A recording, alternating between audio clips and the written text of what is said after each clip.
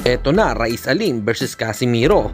Pacquiao walang takot na binulgar. Eto nga't pag-usapan natin. Pero bago ang lahat, subscribe po ng channel ko. Huwag niyo na rin kalimutan i-click ang notification bell para lagi kayong una sa balita.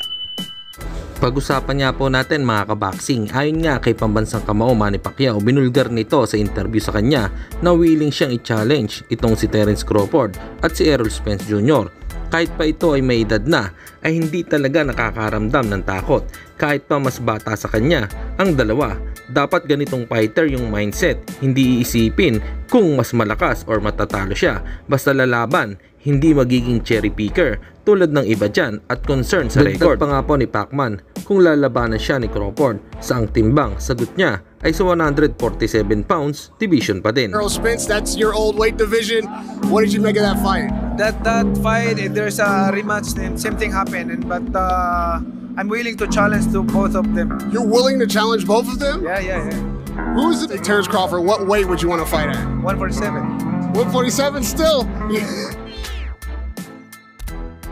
Samantalang Carl James Martin, sa isang video na lumabas ay hinawakan nito ang IBF belt ni Marlon Tapales. Natila excited na itong maging champion at binanggit pa nga nito na IBF let's go.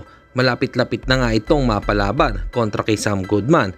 Kung titignan nga sa ranking ay nasa number 1 si Sam Goodman sa IBF at number 4 naman itong si Wonderboy, number 5 si General Casimiro. Kailangan magpursige pa ni Martin para matupad nito ang pangarap na makahawak ng major title belt. Ayon nga sa Pinoy Boxing Fans ay future next face of Philippine boxing. At sa kabilang balita naman tayo mga kaboxing, tila sa tatlong nabanggit na naghahamon daw di umano kay Casimiro na sila Sam Goodman, Murodjon Akhmadaliev at si Raiz Alim ay tila malabo si Cuadro Alas kay Goodman at Akhmadaliev.